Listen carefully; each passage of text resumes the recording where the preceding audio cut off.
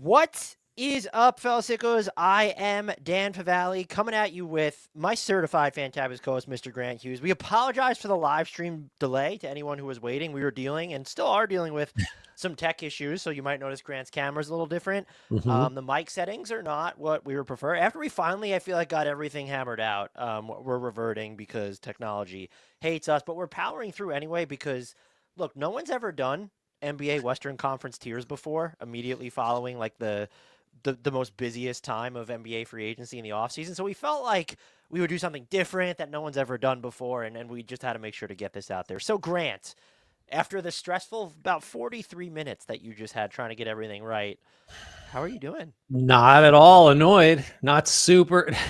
Not at the end of my rope. I just want to make clear, like, this doesn't matter, but I didn't change anything.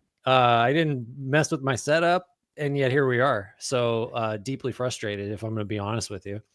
Also, and I might say this a couple times, if you're in the chat and you notice any mega volume Oh discrepancies, yeah. I will obviously fix this in audio later, but I can try to fix it as best I can live. We're dealing with, you guys don't need to know, but just we're not doing this on purpose is all. Right. We shout out to Grant for figuring out some type, but there's like books involved and shit. Uh-huh. Like there's some real life, like the stuff we do to put out content that no one else has put out before. But that's enough of me dislocating my shoulder, patting us on the back.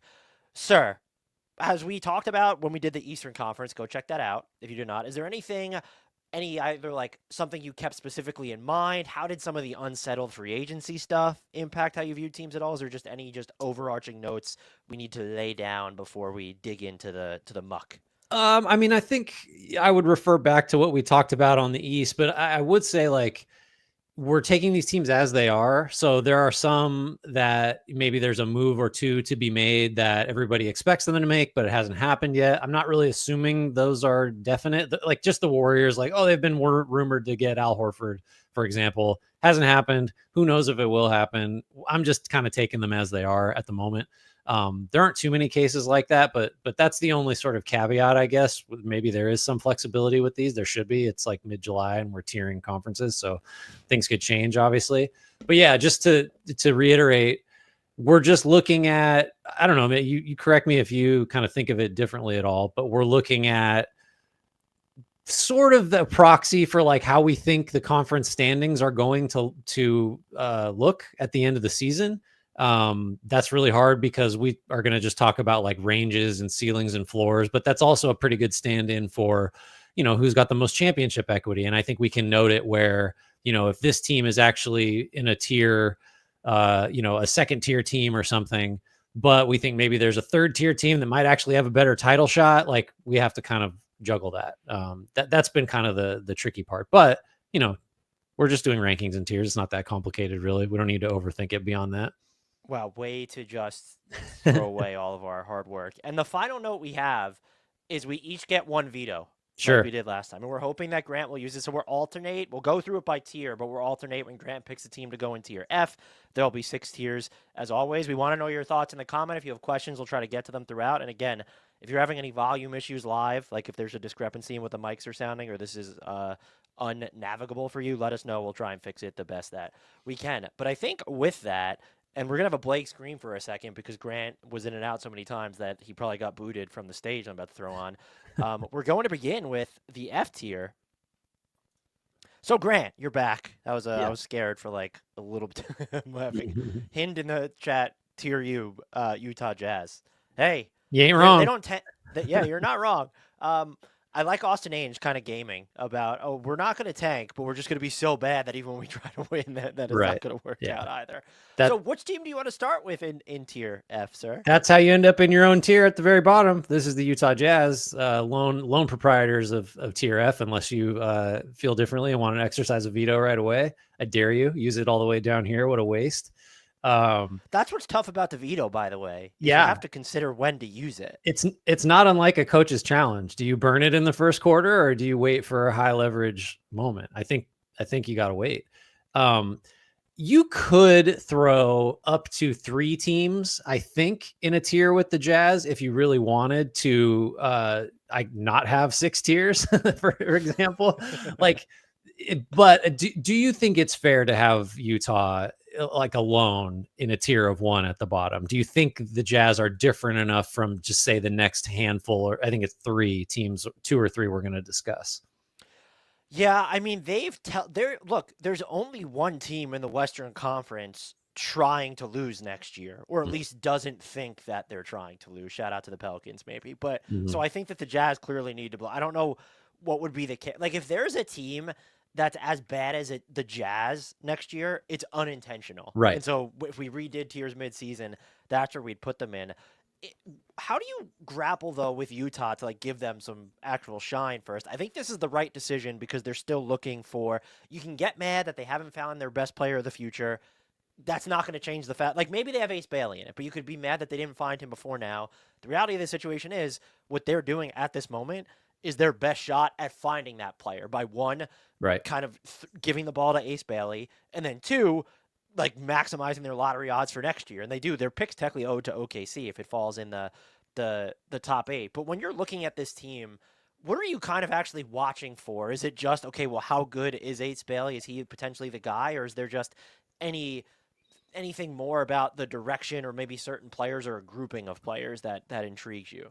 I think in general, your one, well, there's two kind of things, I guess. One is the emergence of a cornerstone type. That's become such a broken record at this point. It's been 3 years of a rebuild. They don't have that guy. That's why the Bailey pick made sense. It was a high risk, high reward kind of play, which you just have to make if you've been in this sort of cycle for as long as the Jazz have without getting someone that you could point to as, he's he's got an all-star ceiling. Even we're not even talking like best player on a championship team. Like we're going to try to work up to that if you're the Jazz.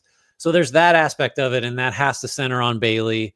And then I guess it's just the guys that fit around that. Like I still think Taylor Hendricks is someone not as like a super duper star, but is he someone that becomes like the Aaron Gordon of the Jazz type of thing? It's things like that. And then you're looking at Collier and George. Are either of them gonna prove themselves to be first unit guards on a good team? Long way to go there. And then there's the Lauri Markkanen. That's the second thing, is like, where does he fit? Can he pump up his trade value? Is trading him the plan? That's kind of the separate aspect to consider with the Jazz. Yeah, the Larry Markkinen stuff's interesting because I think he's not untouchable despite what they say about him being a cornerstone, but you don't just the timeline that you're on, you don't just trade him for anything because he makes a lot of money. You already you got rid of a bunch of the other older dudes. So I'd echo everything you say there. I do think I obviously want to see what Ace Bailey is, but I think I might just be most excited to be like, okay, is Taylor Hendricks healthy, Mm-hmm. and what does he look like? Kyle Filipowski had some exciting moments in summer league too. I'm also kind of wondering, okay, the glut of just sort of like they cleared it up a little bit by getting rid of Collins, but the Filipowski, Hendricks, Walker, Kessler of it all, like, can you play those three together? And Lowry Markkaden's there, like, how do you sort of game that? Can any one of them, aside from Lowry, play the three? But I love Will Hardy as a head coach, so he'll try some creative things. But this team, yeah, I think they're right to belong in a tier all their own, which means, Grant, that we can move up to move up to. That's so insulting, but it's tier D. And so the first team that I'm going to put in tier D is, let's go with the Phoenix Suns here. Okay. I think that's the play. They did extend Devin Booker, and they also bought out Bradley Beal, and then that's basically it. Like they drafted Kevin Malawach, they traded Kevin Durant. Wow, I didn't even mention that. You look at this team, and I don't actually. Can we talk about the Bradley Beal, the Devin Booker stuff before getting into? I don't have an issue with them extending Devin Booker. They gave him a player option, so I think you can say, as an organization, if you were ready to move on or worry about hurting his trade value, you wouldn't give him that extension. But like, you just don't have anything other than Devin Booker in place right now. So I understand why you pay him to keep him happy. And they're like, that deal could still be moved later. This runs through like his age 32, age 33 season, whatever it is. I found the reaction to it like kind of funny. Like, well, I don't view it. Maybe it's not going to be the best contract by the end, but what else did you want the Suns to do? What I actually take more of an issue with is that you're clearly headed nowhere in the near term. There probably were other ways for you to get out of the second apron. I know we saw all the money that Matt Ishbia was able to save by the Bradley Beal buyout and wave and stretch. Unless you have like some other move lined up that you think is going to significantly elevate your team, you should have just bit the bullet and let this contract run its course. Because I don't like the way it was framed is they open up all this flexibility to the unfreeze future draft picks, and I get it, but again, you could have figured out other ways to get out of the second apron. And then beyond that, if you're not planning on being good, the functional limitations don't mean shit. Do you know what this becomes about? It becomes about saving money. And so Matt Ishbia, like the guy, this guy who's willing to spend. I understand the team's not good enough to justify paying that much, but you just have like $20 million on your books in dead money for the next half decade. They are going to pay an average of 45+% of the salary cap over the next half decade to Beal and Devin Booker, and only one of them plays for the Phoenix Suns. And so I find that incredibly uninspiring, incredibly short-sighted, which kind of fits the motif of everything that's happened under Matt Ishbia since he took the reins of this organization. So you just did what I always do with the Suns, which is I can't look past the sort of like general fuckery of the last couple years and like how it's ruined them going forward. And like, I agree with everything you said, except like I didn't love the Booker extension just because like just why you have 3 more years. Like what's the like is it to make him happy? I don't know if how it affects his trade value. I mean it's really just 1 more guaranteed year. But what I wanted to say, I'll throw it to you, but I just want to say like I have a hard time just answering the question of how good is this team next year, because it's like the 10th thing I think about when I think about the Suns, because I'm annoyed by Ishbia and they keep doing all this dumb stuff, and the Beal by like we got to have at some point a conversation just about how good this team actually is on the floor next year, because that's sort of what we're doing here.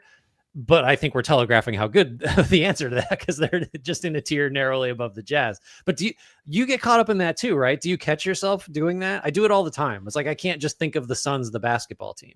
Well, they're inextricably tied together, because Right. when you're talking about the moves, they like what is all this flexibility that it opened up, what is the plan here? And wouldn't it have been more beneficial to figure out another way to get out of the second apron? Maybe you have to waive and stretch other people at smaller amounts over the next 5 years. Like if you think you can't just trade a Royce O'Neal into another team's cap space, mid-level exception, or I don't know, maybe the Nets would be like, yeah, we could totally trade him for seconds. Like you could come into our cap space, reunite with Royce O'Neal.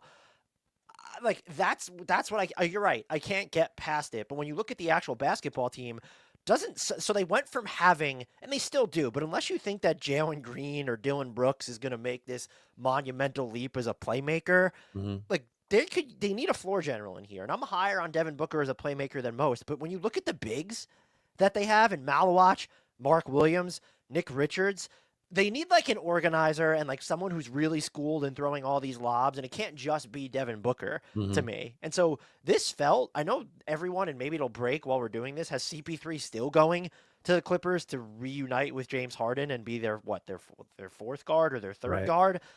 Weird. But like if he's not going to go to the Clippers, like this seems like a no-brainer just to bring him back to Phoenix. I saw some people like, well, he wants to start, and we don't know if we will. Who the fuck cares? Bring Jalen Green off the bench if you have any, or bring Dylan Brooks off. You're not going to be good anyway. Like at least get someone in who's going to help you groom your bigs moving forward. So that's my thoughts on the Suns, the basketball team. Is there still some younger players I like in Ryan Dunn? I'm actually not really a Malawach guy, but it's just so early on his development. I love Oso Ighodaro. So lean into that more. I know Beal had become toxic and kind of one of the harbingers of everything the Suns did wrong, but you can't make that move and then like your biggest move after that is like, hey, we were mentioned in the Jonathan Kuminga sweepstakes that we have no way of pulling off. Like that just can't be it. Yeah, no, I think like part of the reason we both, I'll just use since I feel like I do it the most, fixate on, I don't know, the bigger picture Suns things, is like the roster itself is like, I don't know, you've got Devin Booker and I don't know, maybe Jalen Green pops, Dylan Brooks will defend. You've got 3 conventional centers if you include Malawach, which kind of buries Ighodaro, which I don't love. And then Grayson Allen and O'Neal are kind of meh. So like, I just don't see like they're going to try to win, but what do you think like the upper limit of their win total is? Like, can they win 45? Like if everything goes right, or is even that just way too lofty? Man. Like if Booker's all NBA second team, plays, stays healthy, and then I don't know, just Brooks and Jalen Green are what they were last year, is there a way to like a 6th seed or anything? No. They're not a 6 seed. Like if you told me they were in the play-in or maybe they were slight like 42 and 40, maybe. Hmm. But like without some type like what is the theory of this team Right. right now? And obviously we don't know enough about Jordan Ott as a head coach, so maybe that it feels like the offense will be more inventive. But we don't know the theory of this team. And when you look at, I mean, we're not talking about these other teams yet. But there's a lot of other good teams in the West. As far as I'm concerned, like the top 6 or 7 spots just might already be spoken for. Yeah, right. I feel like, so I'm going to throw you a curveball because I did update my tiers without telling you that I have 2 more teams in this same tier, and they line up with the Suns in that like there's real NBA players on the roster. There's some upside, but there's like a sense of hopelessness that sort of like just like lingers, is like hanging over them, that just feels like they belong here. So I'm going to nominate another team. I'm going to nominate, let's see, which of the two do I want? I'll give you the one you're expecting, which is the Sacramento Kings. I'm actually excited that you made some changes because I feel like I was gonna have to use one of my vetoes with the way you had some stuff. Okay. This was So, from Hind in the chat. They're fucked. Only winner is Booker. yeah, We can big curse time. around these parts. You don't need to bleep out any of the vowels just to make it child friendly. So the Kings just like, unless you're a real big believer in Dennis Schroeder, 9 teams in 12 years, as just a high end starter, they don't have a point guard. They can use Malik Monk. They can hope Devin Carter develops there. They can run more stuff through Sabonis. But Sabonis is going to be overtaxed again because they traded away Jonas Valanciunas, and he was like the first decent backup center they'd had in a long time. So other than Keegan Murray, we don't love the wings. I guess Keon Ellis qualifies. But there's just, Nick I don't, Clifford's looking good. I'll say that. sure. I mean, I think they're a good bet to be a high 30s win team, maybe. But there's real downside here if the Sabonis, I don't know, potential dissatisfaction comes to a head, because then you're just a totally identityless team if Sabonis isn't on this team. So yeah, I just don't see a ton of upside. We haven't even mentioned DeRozan and Levine, but those guys are just, they are why a team like the Kings and formerly the Bulls are just capped at a certain level. And so I think you price in the significant downsides here, the sort of nonsensical ownership, management, coaching situation. And it's easier to see this going real bad than real good, I guess, is where I'd land on it. Don't you keep looking at their roster and find yourself thinking, there's no way their offseason can be done? That's where I'm at with it. You talk about not being able to get past Phoenix's moves. I can't get past like Sacramento's lack of moves other than Dennis Schroeder. It just doesn't. What is the theory of this team? And I think, we can sit here and criticize them as we should, or at least say like, I don't know that they belong. And like, you could probably, you could talk yourself and it'd be like, oh, hey, should they be in the C tier? Awesome. That's not where you want to be when you have Zach LaVine and Domas Sabonis making like almost $100 million together. Mm-hmm. So I don't, this is another team where I don't understand the theory of what it's supposed to look like. And I think that because you have a bunch of good secondary creators, like, this is like a really bad landing spot for Dennis Schroeder actually, because I think that he's better if he can have the ball and there's going to be everyone to go play off of him. Mm-hmm. With like DeRozan and then Levine playing off of him, okay, fine, but like there's some interplay between him and Sabonis, but Schroeder's not the best shooter, and the Kings just like not a lot of intuitive guys away, like of their primaries away from the ball. It's not as seamless a fit as it was next to Cade Cunningham on a team that didn't have Jaden Ivey. Mm-hmm. So, but I sit here and I look at it and like they deserve all the criticism because they put themselves here. I don't know what they do. Mm-hmm. Like we could sit here. It's not just like they could maybe need Clifford pops. And you still have Keon Ellis. Like you could talk me into them needing a wing in addition to a point guard. They still need a backup 5. Like that's too many needs for July 18th as we're recording this. It's too many needs, and it's the number of needs and the severity of those needs is made worse by the questions you have to ask about like the pillars here. Like, I mean, DeMar DeRozan has defied aging forever. This is going to be his age 36 season. And he's, I don't know that he's making anybody better. And Zach LaVine comes with all the defensive questions. And you mentioned like not a lot of intuitive passers. Like, yeah, that's Zach LaVine. That's like bullet point number 2 on the scouting report, probably. I like Malik Monk, but I like him as a six man, and I forgot about him while we were. I'm not gonna lie, I didn't. Right, like Sabonis gets the numbers. My stance on Sabonis is well documented. I just like and incorrect, but carry poor, on. poor Keegan Murray. Like, can we? Poor guy. It's tough. Okay, that's probably enough on the Kings. So, was there is there some maybe even an archetype of player, or if you have a name where it'd be like, oh, they went out and got that kind of player, you'd feel a little bit better about bumping them up to, like, because if you get into the C tier in the Western Conference, you're probably fringe top 6 at that point, right? Or at least have a case to get for in sure. there. There's a big chunk of teams we're going to get to in the C tier that, like, Oh, I'm sorry. I meant this is. What do you think of them being linked to Jonathan Kuminga? What do you think of that fit? It feels on brand in kind of a lot of the worst ways to me, just because I like him with DeRozan and Levine is just like, that offense is just going to be so bereft of like good cutting and off ball stuff. And like the help defense on that team will just be abysmal. Like I get it from the stance of like this, he's kind of a buy low maybe, and like you should take a shot on him. He's still very young. If you're a team like the Kings that just doesn't really have a young guy you could project forward as a high end starter, or Murray's probably that, or as a star.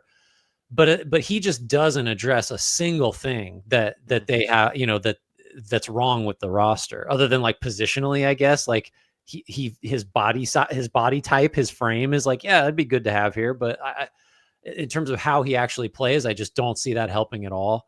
I think he obfuscates. If you're worried about Keegan Murray's place in the offense now, I think that he would only presumably Malik Monk would be going out as part of a sign and trade, but I really think that this, I don't want to use the word ruins, but like if you were hoping for Keegan Murray to make strides on the offensive end, I think adding Jonathan Kuminga onto a team that'll still have DeRozan, Levine, and I just view Sabonis as someone who can elevate the play of other stuff. But like just all of those guys together, Keegan Murray's role is going to become even more opaque. Right. I mean, if you wanted to, I would be more amenable to Kuminga on the Kings if DeRozan and Levine weren't there, and then you could be like, let's just see what Murray and Kuminga can be as like, these are our combo forwards going forward. We'll put the ball in Kuminga's hands and just kind of see what happens. And then maybe Murray moves, isn't so far down the pecking order just because you've gotten rid of a couple high usage scorers. So insert more stake Bulls West. That's what it is. They have I don't know. I don't know. Which Bull do they get this year, though? Is it going to be Patrick Williams or Nikola Vucevic? I mean, maybe they figure out a way to fire an offer sheet at Josh Giddey and just, there's your playmaker. Great call out from Zach Hollenshed. Didn't Sabonis say something about wanting a point guard? Fuck that. Let's overpay for Kuminga. That is like half what he asked for, right? He did mention that they needed a point guard. And that, I guess Dennis Schroeder is a point guard, but it's just, I don't know. I don't trust him to run your half-court offense against, like, really good defenses. And just his mindset sometimes, there's going to be a ton of, I think, overlap in Sacramento. And I'm not saying go out and go all in on a point, but they have a bunch of, to me, there's, aside from, Sabonis is still their best playmaker, to me, and it's not even close. They don't have any from the perimeter spots. Do they even have, that's probably an insult to DeMar DeRozan. They have maybe one B+ passer from perimeter. There's no A passers. No, I mean, right, Monk had a moment there where I think he had a super high assist rate on drives, and he was just piling that up playing crunch time minutes. That might have been 2 years ago now. I can't even remember. But yeah, he's not the guy that's like, I mean, we're spoiled seeing guys like Halliburton in the playoffs, but the guy manipulating the defense to make the wrong pass the right one. Like Monk will beat his guy and see the strong side corner shooter open, or maybe a drop off pass to the roller. But he's not like a bend the defense with your brain kind of passer. And those guys are rare, but the Kings definitely don't have one. So the final team here, can I take a guess as to who you have and then who I was going to advocate to be? Yes, please. It is the Pelicans, and they should be at the bottom of this tier. I have no argument against that. Well, here's the argument against that. I was about to say, can you give me the argument for having them up a tier like you initially? No, well, yeah. So the argument for either moving them to the top of this tier, which doesn't really matter, or having them up one, is essentially there's a healthy version of this team whose offense is pretty awesome. If somehow Jordan Poole and Trey Murphy and Zion work well together, there's a lot of punch there. And then if Herb Jones is healthy, maybe you get some defense. We don't love the center position because Kevon Looney and Zion are. I don't see how that works. And then Yves Missi is a nice player, but I just I'm not seeing him being a massive offensive plus. You're not going to have DeJounte Murray for, I don't know. Do we have reports on that most of the year? Probably. I mean, I think, well, and yeah, they have no incentive to be worse. So if he's ready to come back, you might as well bring him back. So that's the other part of the argument is they did trade that pick away, and what I think everyone agrees was the stupidest move of the offseason. Which so can I say there's no reason to steer into the tank. Right, you're correct, and I think it was a terrible move still. It's a bummer because just as someone who doesn't cover the draft guys much until they come out of the draft, I think Derek Queen is going to be fantastic, but I don't know what he needs to be out of the gate for that trade to make any sort of sense still, and I also don't, to kind of add to what you were saying, I don't know what the theory of him and Zion together is. And, like, you can't play two of them with unless there's a floor stretching big there that they haven't acquired yet. Like that, what does the defense look like if it's Zion and Derek Queen as your front court? So to have like what might be your best prospect now, because Trey Murphy's graduated from the prospect. Yeah, he's just a good starter. Right. And like I officially view Derek Queen as the higher end prospect than Jeremiah Fears, which is funny because just of where they were drafted. Like, if your most important prospect doesn't fit with your best player, I don't know how to square all that away. And maybe there are things Willie Green and the Pelicans will do that I just can't envision right now. But I was kind of surprised that because presumably, unless you know what honestly would have been the most, I thought this was the case you were going to make, because I tried to sit here and think about, well, what is he thinking here? Was I thought you were going to say, well, they're just not going to play Jeremiah Fears and Derek Queen that much. Because that might be the pathway to that. Because rookies just go through growing pains. Yeah. And just you have Jordan Poole. So there's like him and Jeremiah Fears together can be weird. I assume you're not going to play them together all that much. So I don't, like, there's a chance. I think the Pelicans are probably going to be closer by the end of the season to the Jazz's tier than they will be to tier C. Totally on the table. Like if Zion misses time, which we should say when he misses time, they're going to be drawing dead most nights. So yeah, like the downside is Jazz level probably. Also just like you sort of, now there's the wild card of like what else might this front office do, you know, like what other nonsense. Well, can we go back and look at who else Troy Reavers had interest in the past, and that could probably, like, we'll figure out. Just to jump back to the Queen, it sucks whenever a player is in the position Derek Queen is in, where it's like, well, you have to justify some guys in suits dumb decision. You didn't ask for this, but here you are. I think even if he is like, if he's the best player in this draft class, I'm still not going to give the Pelicans a pass because you just take him over Jeremiah Fears. They broadcast that we think Jeremiah Fears is a better prospect. We took him 6 spots ahead of Derek Queen. So like, you don't get to say, oh, we knew Queen was this all along. No, you liked him clearly because you traded stupid stuff to move up. But if Derek Queen becomes great, just 10 spots. That's what's so funny too. 10 It wasn't spots, just like an extra pick. It 10 was spots. To move up. Take Queen where you took Fears if you think he's that great, and hold on to that 26 first. And maybe Fears falls to you, and maybe you can give up less to get Fears at 13 or whatever. Like, you know what I mean? Like even if Queen is great, that's not going to absolve the Pelicans to me, because they could have just drafted him and not given up the pick. Anyway. Yeah. Color me concerned about Jeremiah Fears hitting threes after what I've seen in Summer League too. I know it's just so better passer than I could envision. So that might be fun for them. What's the number of games Zion would have to play in for you to be like, oh, this team is going to be a lot better than expected? Is it? So I'm going to throw a number at you. I'm going to say Zion plays in 60. I was going to say 65. So we're in the same neighborhood. Like, yeah, if he's healthy and is playing, you know, near the level where he's played when healthy in the past for that many games, that's when the offense is just going to be very good, right? Like when he's on the floor, he's demonstrated that that's what happens if he's healthy and consistently performing well. I don't know what I'd put my actual over-under on games played for him is. And then that even presupposes that you're not having injury issues elsewhere, which, like, given what we know about like how this organization has handled injuries and it's like staffing, like this is one of the teams you might actually want to expect like worse injury luck than you would Yeah, on even Trey Murphy's been banged up a lot. That's it. so By the way, that's the other thing, and I still have hope that, but like I wanted to see more of Trey Murphy on the ball. And now I mhm, look at this roster with Zion and Queen and Jordan Poole and Jeremiah Fears, and I'm like, all right, so probably not. I probably guess. not. Yeah, right. Yeah. So that ends this tier for me, unless you had somebody else that you wanted to drop into it. No, I'm just excited. My veto was coming for and I was gonna Yeah. know that I was gonna regret it that early. So I'm ready to move on to You have the first pick in tier C. All right, so there's like I almost wanted to I did mess with this one actually. I moved somebody higher out of it. Let's go with the Blazers here. They're not necessarily the top team in this tier. We can sort of move things around if we want to. Actually, I think they're definitely not the top team in this tier, but close enough. That's the idea of tiers. So ambitious, going and getting Drew Holiday, trading a younger, cheaper guy in Anthony Simons for him. Holiday, I think that move to me mirrored, and I've written this several times. It's not like a 1-to-1 comparison, obviously, but the move to give up the pick that became Bub Carrington for Denny Avdia. It's like, oh, you maybe think you're a little farther along than you are, and then they go on a run late last year, Right. 20.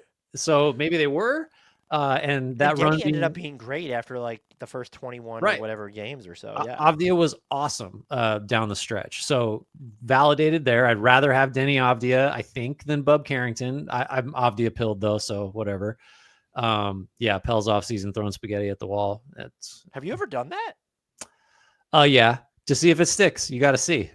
Really? I've Yeah. never. So I should try. I don't really eat pasta, but does it work with? It has to be spaghetti, I guess, or can it be any pasta? I think the spaghetti probably sticks better than like I don't know, a ravioli. You don't want to probably stick from ravioli around. There's like cheese on my Yeah. wall because I'm throwing the ravioli at it. There's also other ways to tell if your pasta's done that don't involve messing up your walls. So no, I want to try this now. yeah, do it. Pelicans are doing it. Yeah, I don't know. I like the Blazers a lot, and I think a lot hinges on how much better does Shaden Sharp get. Klingon, is Tumani Kamara really this guy? If he is, like, man, you're set at forwards with him and Avdia. And just is Scoot going to take another step? I think there's enough reasons to expect improvement in house. Plus, you add Holiday. That like this is the Blazers and the teams in this tier are very much like. I don't expect a top 6 finish, but like that's on the table if everything breaks right and you get, some bad luck for a couple other teams. Do you agree with that? Yes, and so some things that I would add too. I'm all over on the pronunciation. I like that they're trying to call him Young Handsome. For Jan Handsome. I've never heard that. That's my favorite. Yeah, so that's what I'm going to call him now. Young Handsome's a great. Do you think that there's room just for syntax? We're really going off the rails. Thank you, Blazers, for a couple tangents. Should the syntax be Young and Handsome, or should it just be Young Handsome? Young Handsome. It's like it's like a cool. It's like Young Jeezy, except it's Young Handsome. It's like that's a great rap name. Look, he's really like watching him is just like, what if Zach Edey was Domas Sabonis? That's the vibes I get from him. I know everyone wants to compare him to Jokic, and I just don't like. That just feels like that's just a little too far. I feel like what if Zach Edey was Domas Sabonis is like totally fair. That's not increasing expectations. What's interesting about this team is I could see it going in either direction because like there's a chance they're just not as good last year, especially if some of the West is just like healthier. Like even if it's just there's not a different maybe top 6 or 8, but it's also those top 6 or 8 could just be a lot better than they were last year. When you look at Denver, maybe Minnesota gets a little bit, but Houston is certainly somehow better after finishing second last year. Memphis could be healthier. I think the defense should still be pretty terrifying. What I also, and I'm a big believer in Tumani Kamara, the defense with him, Denny Avdia, Donovan Klinging, having a bunch of those guys. I'm also looking at this roster though, and like, my God, we know where some of the shooting is going to come from in 2026, 2027, thanks to Dame coming back. I like that's another thing that kind of telegraphs. Even if you think the Blazers are okay not being great this year, like now you've decided, we're gonna be really good, assuming Dame is there by 2026. Zach says in the chat, I think this Blazers team showed last year, and we showed flashes last year. We do not think they get anything out of an injured and rehabilitation Damian hanging around out the facilities. You know what? This is what I was going to bring up. What does this say about how they feel about Scoot. I'm not saying they're going to turn around and trade him right now, but you already have Denny Avdia soaking up touches. Scoot has spent most of his first 2 years coming off the bench and is like, let's assume that Damian Lillard's going to play for this. He has a no trade clause. Let's assume he's going to play for this team in 2026, 2027. Is the vision playing him, starting him, Avdia, Scoot, and Shaden Sharp, or one in Shaden Sharp and Scoot, or Dame? Like, is one of them coming off the bench? Are you moving Shaden Sharp or Scoot Henderson at that point? There's a lot of complexities here. And they're also, by the way, I think the Dame deal, as of now, takes them into the tax. And so I'm looking at this team like, well, what's the next move they're going to make? Are they going to dump Matisse Thybulle somehow? Are they going to get rid of Jeremy Grant? What I'm most encouraged by, though, is that the reason they were good last year is the young players, or let's say the bigger picture players, because not all of them are super young. It wasn't because DeAndre Ayton was balling. Right. Like, look at what Jeremy Grant like couldn't hit a 2-pointer to save his life at one point. So that's super encouraging. I still don't understand like what philosophy Chauncey Billups runs on the offensive side of the ball. And to finish with my opening point was, right, well, like, where's the shooting coming from on this roster this season? You got going from Anthony Simons to Drew Holiday, who, that's the other name too, is would you even bet on Drew Holiday finishing the season on this roster if you know that Dame is in the pipeline? I think that's a really good story. It just adds layers of complexity and pressure to some of the developmental projects going on here. Yeah, I agree with that. I think the Dame thing is just like, from a sentimental standpoint, I'm 100% on board. And my first thought when it happened was basically like, oh, I wonder if this is him conceding that these are going to be the last 3 years of his career, and he just wants to finish them in a place that he loves. And maybe he's not going to play much at all because he's going to miss all of this year. And he's going to be a year older and probably not fully recovered from the Achilles the year after that. And so like, I think you have to think, I think it's right to ask the question about like, down the line, are we just getting in the way of Scoot? Like, just because it's Damian Lillard and we have to start him and play him a bunch. I guess I'm just not that concerned with this yet, because we're talking about something that's over a year away, and who knows what this roster will look like by then. I just think the defense is going to be awesome. The shooting is a problem. Like, Sharp has to be better. Scoot has to be better. Avdia and Kamara have to be better, or at least more consistent. But I think I just like the idea. I feel stable with this team because I think the defense is just going to be good. And then the offense, probably not, but I don't know, there's upside. So I was kind of struck by how much I like this team and how low down in the tiers we have it. You know, that just speaks to the West, I guess, really. As Starvelli says in the chat, I really hope they find success with Dame. Would be a great story. I mean, they're super interesting both this season and moving forward. And it's with or without him. I haven't looked at win totals. I know they're released, and you and I don't typically do those until just before the season starts. Like, if you had to pick right now, like, what do you view this team's ceiling as, assuming there's no other? It feels like there's going to be maybe some bookkeeping moves, or although maybe you're able to flip Matisse Thybulle for a shooter or Jeremy Grant into someone who's more of a shooter. I don't know, but it doesn't feel like there's going to be anything monumental happening here. Right. I think the ceiling can't be like 50. But I think mid to high 40s is possible. Like, you know, the Rockets are an imperfect comparison, but a jump similar to that, like, just happened. That jump just happened. So I think it's okay to say like, well, maybe the Blazers might be the team that enjoys a similar leap. I don't know. I think we've went into this saying like, I don't know if they're the 6th seed. That's not a great. It's surprising, but it's not totally unforeseeable if a few things break in their favor. Next team I'm going to go with, and I'm going to put them in front of the Blazers. I have the Lakers. I don't know what to make of them, and I think some people have been critical of what we've said, where we've been critical of their offseason. I still don't love it, where they ask, well, what were they supposed to do? And my general response has been, well, not let Dorian Finney-Smith walk for nothing on a deal that fits with your 2027 cap space plans. Maybe he just wanted to leave, though. Is there any chance that we're over-indexing on they didn't make this big splash, and under-indexing on, like, Luka will probably be better because he just wasn't Luka last season, and that are we somehow too low? Are the Lakers somehow underrated, Grant? Dan, I'm going to exercise my veto in answer to your question, and I'm going to move the Lakers up a tier. Whoa, I did not see that coming.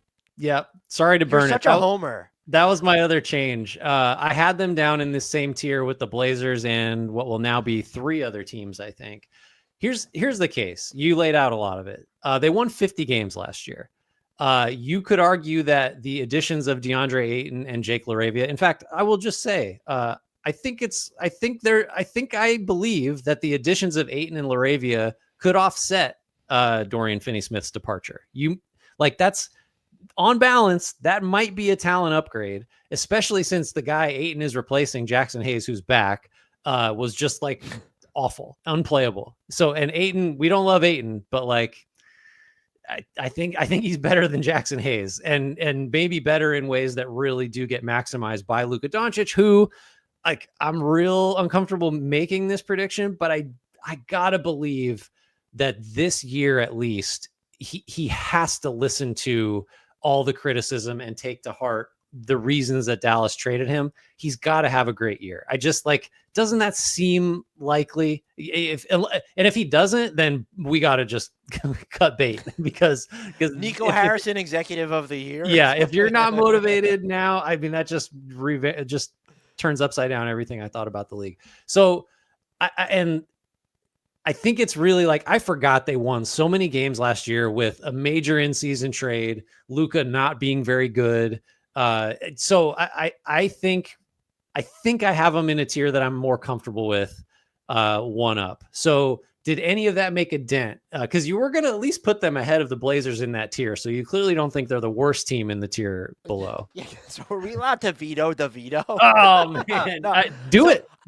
No, I won't do that because I just feel like that's not, because then we're just out of vetoes for the rest of it. But I see what you're saying. I guess, am I reading too much into like what's going on with LeBron here? And I still like, the offense should just be flames, because look at the way Rui Hachimura has shot the ball.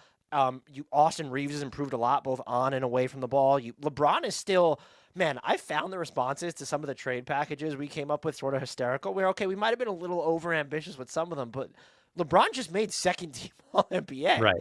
Like, where, like, what? Wait, like, that's why you give up stuff, is to get a player like that if you're on a media timeline. The pairing with him and Luka can be more intuitive. I don't buy into, oh, maybe he wasn't thrilled with it becoming a lot more Luka heliocentric. I honestly don't believe that the on-court stuff is LeBron's issue so much as the off-court power that he has to forfeit.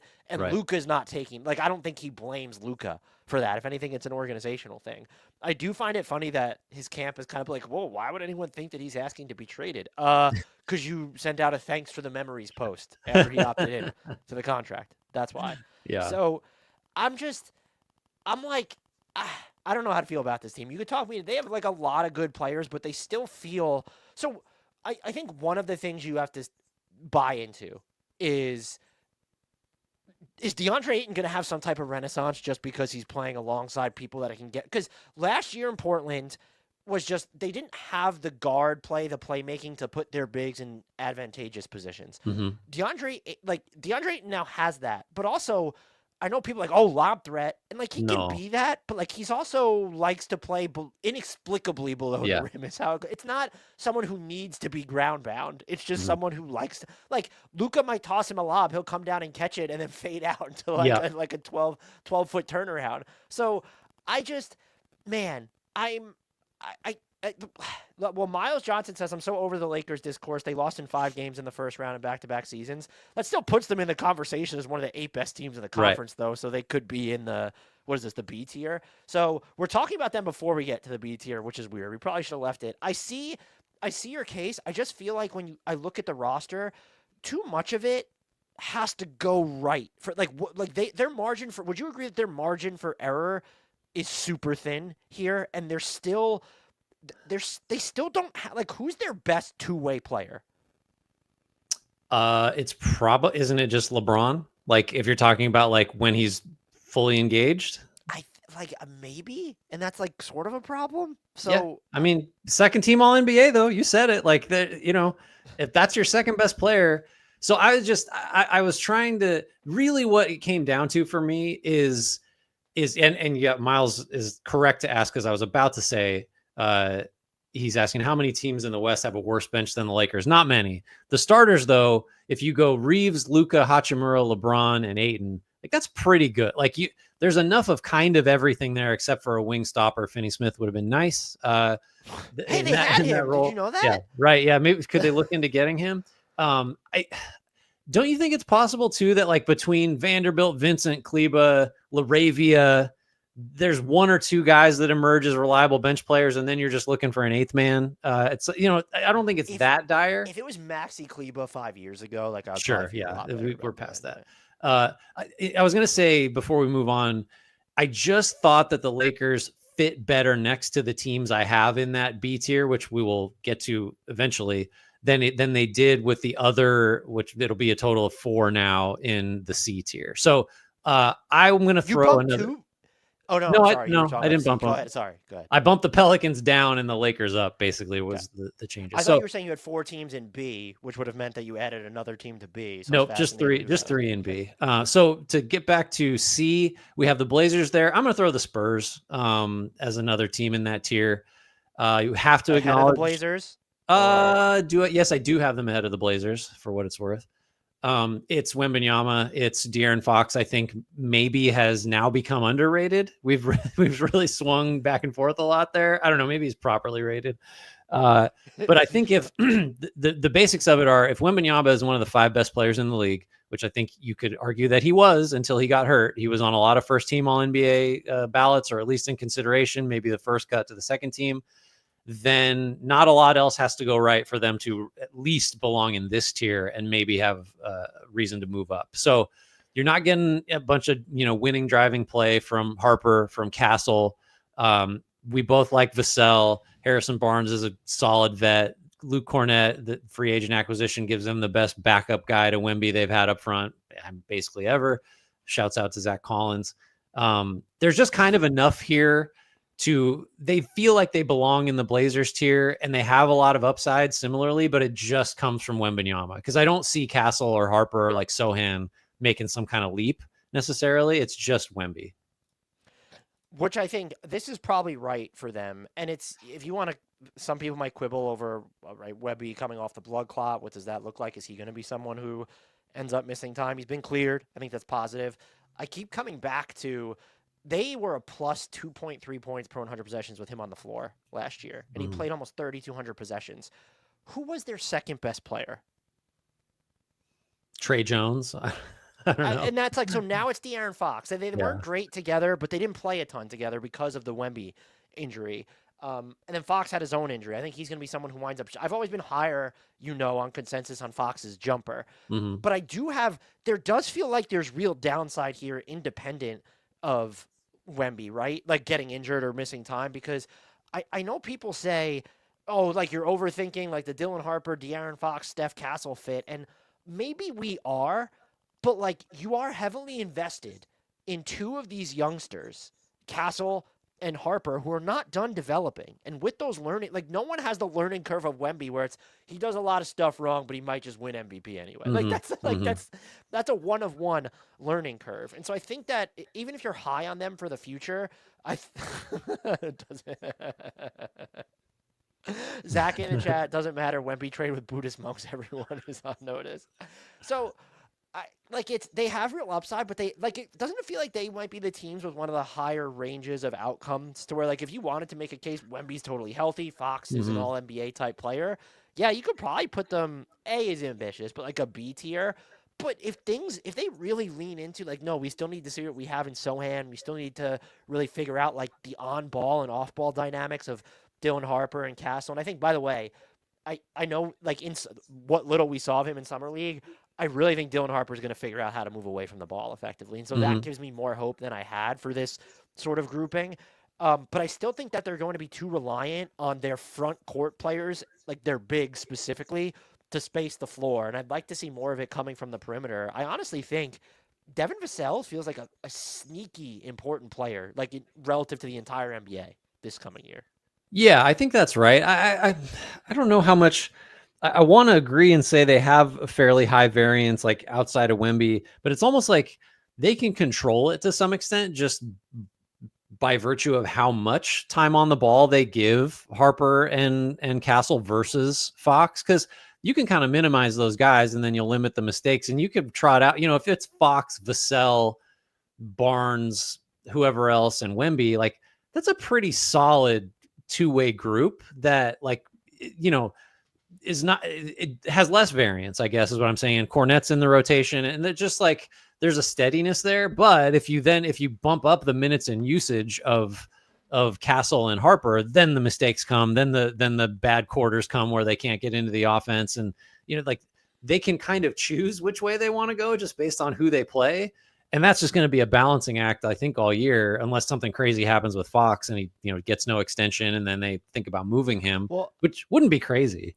well, yeah. So we have a question from Miles in the chat. What percentage chance would you put on a Fox trade pre-deadline? I'd go like 25%. And doesn't that come back? Because if he gets extended, he can't be traded for 6 months. And so if I'm him, well, assuming he gets more than a 5% raise for anyone who cares about that minutia, if I'm him, I'm pulling, if they're offering the extension, I'm pulling the Lowry market in, and I don't even know when he was, I think he was eligible for it already, right? But regardless, if he's eligible for it now, I'm waiting until, I think the trade deadline's like February 5th. Yeah. So I will sign my extension August 6th. Exactly So that right. I know I Yeah. can't be traded within the 6 months. And if they don't sign him to an extension, I might peg that percentage at like 50, because that would just say like, okay, well, what is going on here? And I don't think the Spurs are an organization that would do that because he wanted to go there. They traded Right. for him with the intent to extend him.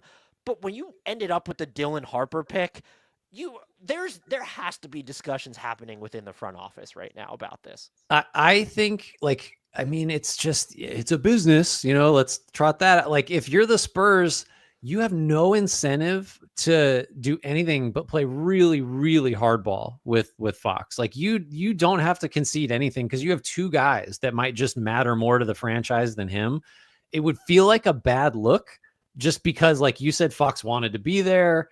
When it happened, it's like, well, that's the best player Wemby's ever going to play with. And it's just like, well, maybe not now. And especially if you consider Fox's, we've talked about it, like just the aging curve for a player who really depends on speed to be successful. Like, I don't know, there's a chance we're at his apex or beyond it already. Like, there's the things you got to think about as the Spurs. No reason to go max or like full years and dollars.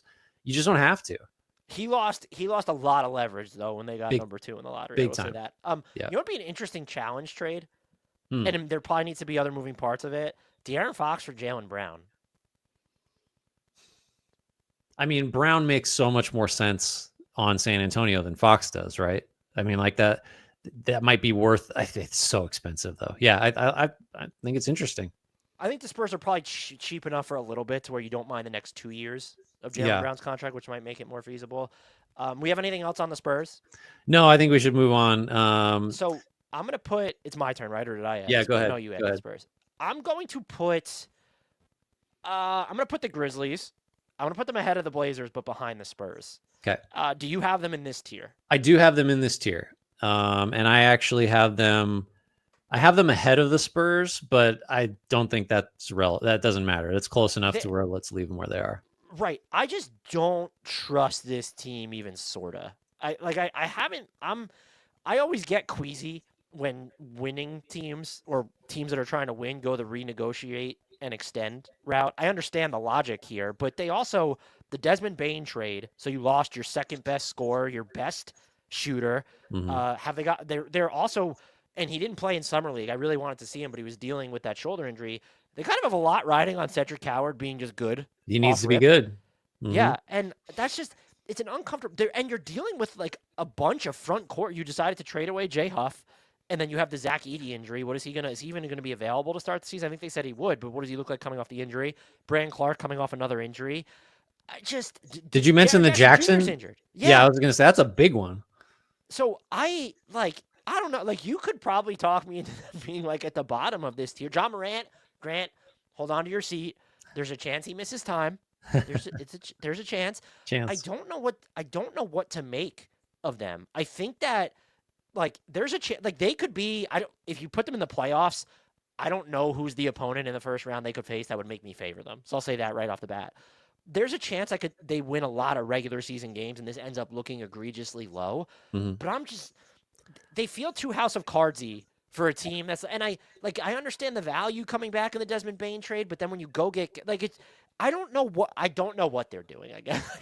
Yeah, I mean, part of it, like I think from their perspective, the Bain trade is one you just say yes to, just because of the first round capital coming their way. Even if a lot of it's not going to be super high value, they already flipped some of that. But just talent in, talent out. Bain gone, Kennard gone, Huff gone, Cole Anthony sort of was never there, and you're adding KCP, Ty Jerome, Jock Landale. I think they're worse just from a pure talent perspective. And then you're having to, and like the injury questions are really where it's at because you listed them all. Like basically everybody who matters for them, like other than like Jalen Wells, although he got hurt at the end of last year. So like so many guys at the high end of the rotation have massive injury and availability question marks. You just Gigi can't Jackson. really, you can't move them higher. They can't be in the next tier to me. Even while acknowledging, like you said, that yeah, if they do get good health, then sure, like they could win 50 games. Like I could totally see that. They've done it before with mostly these same guys, but it's you at this point you kind of can't count on that, I don't think. No, and also just like the Cole Anthony stuff, so we're cool with the team, like a team that's trying to win, paying someone. What did he give back? 2 million or something? So Yeah. just 10 million bucks to not play. Mm-hmm. Like we're cool with that. I just the mode of operations here just to like I don't know retain talent, but you also shed it, and then you picked up Cedric Coward. I don't know what, and I don't even know. You look at the roster. I think you say they'll probably be better on defense than offense, right? But I'm not prepared to guarantee it anymore. I love Jalen Wells too, Hind. I think he should have won Rookie of the Year personally, but neither here nor there. All right, let's. I have one more team in this tier, and it is the Dallas Mavericks. Where do you want to put them? I think I want to put them at the top. They're kind of the fun, kind of confusing. Right. So just to recap, like not actually a lot of activity, I guess. They did get some guy at the top of the draft. Can't remember his name. They got D'Angelo Russell on one of the best deals for a player that neither of us really love of the offseason. Kyrie Irving signed to what I felt like was a below market extension, but he's I don't know how much he's going to help this year. I would anticipate like very little.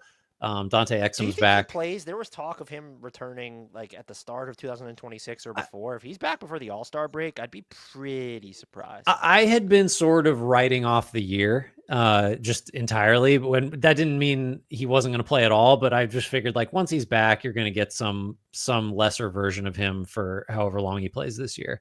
All-Star break's a good cutoff. Like if he's playing before that, I would be very surprised. So that's like, what do you do with this team? Because they have the big man glut, which is maybe being simplified by Derek Lively's hurt again and had to have another operation. So like maybe that sorts itself out. That's not a good outcome that like your logjam is less jammy because one of the most important guys in it got hurt again. You have Davis, you have Gafford. I think the front court looks really good. It's a question of the playmaking, which Russell's going to be like okay at, I think. And then again, Irving, I don't expect a lot out of this team just feels like it has enough talent across the board to be, again, these are all teams I think in general we could imagine finishing above the play-in, but it's not likely. I don't know, is what I'd say. I don't know. What do you think about the Mavs? I find them confusing too. I have a tough time envisioning them being really good on offense because Anthony Davis, whether he's playing power forward or center, is going to be at his best if you have someone to get him the ball. Yeah. Cooper Flag, it's clear based off Summer League, and Jason Kidd said this beforehand, they're going to put the ball in his hand and have him run things. And, like, it looked good at points, but, like, just between the handle and even the stamina where it felt like he wasn't used to exerting as all that energy on offense. Yeah. I have questions. And then, like, okay, D'Angelo Russell's fine until Kyrie comes back. You talk about their big man glut, like Daniel Gafford, Derek Lively when he's healthy. Those guys on offense, their value is predicated on having someone else get them the ball. And to be in that situation with, if they're planning on playing huge, you're presumably going to be in that situation where two of the players on the floor at least, like that's how much of their productivity is and like, yeah, they'll have like PJ Washington slide up to the floor or Najee Marshall. So there's that. And look, Najee Marshall's drives last year, we saw PJ Washington punish some mismatches. I think they should be really good on defense. I think, look, Cooper Flag, not a lot. We keep saying not a lot of rookies in the past have been good on defense, and I feel like there's just this trend where younger guys are coming in, and like Evan Mobley, and look at what Jalen Wells was able to do last year. Wemby, of course, is another example. I think he's going to be really good defensively right out of the gate. And so you have Yeah. him, and you're just huge. You're still huge. And Hmm. honestly, you're probably even bigger without Kyrie, just because Yeah. D'Angelo Russell is going to be a little bit bigger than him if he's your point guy. It's just the offense for me. So, I mean, like the three biggest questions are, what does Cooper Flag look like on offense? What is the overarching reach of the offense without Kyrie? And then this one from the chat, Grant, what's also the over under the number of games that Anthony Davis plays? That he always just has there ever been anyone who just didn't have a chronic injury? He just gets injured all the time. Right. Like for what Yeah. he is. 55 is a good number. I mean, that's why the Mavs just can't be in the next tier. If Irving were healthy, I think it's a much more interesting conversation. I think I probably would have them up one. Generational hater. If Irving's healthy, I'd probably like or 55 win ceiling, but a 25 win floor. That might maybe they're the team with the highest range of outcomes in the West. I mean, I think it's limited a little bit by Irving. They could maybe they look like a 55 win team at the end of the season as Irving is like rounding into form, but I don't think over the course of the year they can quite get there. Although like there's a bunch of guys just looking down the roster, like Max Christie, somebody in the chat was mentioning, like, yeah, Mel mentioned I like Christie. He can defend and is a serious guy. Like I like Christie a lot too. Between him, Klay Thompson, PJ Washington, you've got Najee Marshall, you've got like, I mean, some legit like wing forward combo options in addition to your giant front line. So like, as we talk about this more, doesn't it feel like D'Angelo Russell, like you mentioned Vassell as like a huge swing guy, like doesn't D'Angelo Russell like kind of determine a lot for this team? Because nobody else is really going to consistently play make, I don't think, on this whole roster. Maybe Flag So you don't think Cooper Flag even has a chance? I mean, like I said, consistently play make. Like I think he'll try, but it's like even for a guy that, has no weaknesses, just like that's a lot to ask in his first year. Like Caleb Martin's healthy. I mean, between him, Max, like this team, is there a chance that they could have like the second or third best defense in the league? I'm just assuming OKC will be number one again. But when you just look at the personnel, especially given how they have to play without Kyrie for so long, isn't there just a chance they're just like the second or third best defensive team in the league, or no? I would hesitate. Just there's a chance. I just think if you're going to play Thompson and Russell and maybe Hardy a lot, like that makes it hard. But basically everybody else can guard. So yeah, I think like as long as you don't have a bunch of your weak guys out there at the same time, ceiling's fairly high defensively. Offense is going to be a struggle. I think there's just not enough like ball movers and playmakers. I think they're in the right spot. They're in the right tier, even if you could see them going up one or slipping down one. But I think this is the team that I'm like least confident in ranking among all the ones that we've talked about so far. Yeah, I would agree with that. I mean, although should it be the Lakers since we disagreed on them? I'm not confident now. That wraps the C tier. So we were on to the B tier. We already talked about the Lakers, so we went out of order because Grant used his veto. We each have a veto. I haven't used mine yet. Is anyone getting intrigued? Which team we want to start with in the B tier? So we have 3 teams in this tier, I believe. I'm going to let's put the Clippers in here. Okay. I have them in front of the Lakers. Do you have them in front of the Lakers as well? Firmly. They're still, I mean, look, someone posted this and it was a joke, but so Bradley Beal like kind of wasn't okay in Phoenix being like the third option and wasn't as good or struggled to adapt, and now he's fine. He's going to do the same thing in LA and be okay. I'm more optimistic for a couple reasons. They've tried to streamline Kawhi's offensive role a bunch. And so I think like there will be more of those Beal type touches available to him. They also have the defensive structure. Like, because Beal, what did he shoot last year from 3? Wasn't it like 38%? Or am I totally misremembering? No, that's like the sneaky truth about his time in Phoenix is he actually was pretty efficient, like relative to Washington days. So like I just think that he makes them a lot better. And he to his credit in Phoenix, he may have pouted or become toxic or been like taunting fans with his no trade clause, basically. He kind of showed that he would try to adapt. And so I'm actually not worried. Now, if they sign Chris Paul, I'm going to be a little bit, that's the thing where I'm looking at, like, that makes sense. But with the Beal and the Harden of it all just seems bizarre. Also, Chris Paul and James Harden being on the same team again is objectively hysterical. It still sort of comes down to, how many games does Kawhi play in? Because I think that he's kind of even more. They've kind of maybe he's less critical on offense, but hasn't he become more critical on defense? Just because it seems like right now you're putting in Beal into the rotation. John Collins is going to play a bunch. Brooke Lopez kind of slipped on that end a little bit more. And like, how is this team playing? I mean, like, is this going to cut down on playing time for Chris Dunn and Derrick Jones Jr., two of your more impactful defenders from last year? So I think I feel better about them. Certainly, remember we destroyed them heading into last year, and we were wrong. And I feel better about them than maybe even how they closed the season. Mm-hmm. There's I'm probably gonna couch though, or if I find myself thinking, oh, like they're the sneaky content, like they might just be the second best team in the West, which is what we kind of talked about last year. I might just reserve myself a little bit more because now we're getting into the James Harden playoff track record. How healthy is this team? What is Beal going to look like when the postseason comes around? I'm. It feels like there might be another like move to be made here, but they're ultra deep. They are built to still be really good on defense, and I'm like, yeah, there's the age factors, but like the clips look long in the tooth. That'll factor into just availability for these guys. But I think like the big key for me is just, well, how well does Kawhi played 37 and they won 50, and this team is way better than the team heading into last season. Are they way better? That's the kind of I put that one up there because that's kind of where if you're oversimplifying it, land. Just the Powell loss. We can debate whether Powell was better than Beal last year. Will he be better than Beal this year? Maybe. I don't know if I'm really rushing to bet on a late career year, so quickly. But you add Collins, you add Lopez, you add Beal. You really are only subtracting Powell from the mix. I do think this team is better as long as the age and injury stuff doesn't catch up, which is like, okay, well, that really might because Harden and Kawhi are who they are, and Lopez is who he is, and what is he, 37? So like there's real down there. There's like a pretty scary floor, but it's kind of injury based, which is like, well, that's kind of true for most teams. I think this team is really good. I think I have no issue putting it at the top of the tier so far. Certainly better than the Lakers. I think you'd never consider moving them down, even while acknowledging No, like that the would risks. be, and just as the point out, like Kawhi played in 37 and they still won 50. I'm still kind of interested to see how it all comes together, and Mhm. I'd be, hey, where's the young talent? Trenton Flowers is going to defend his ass off. That's what Trenton Flowers does.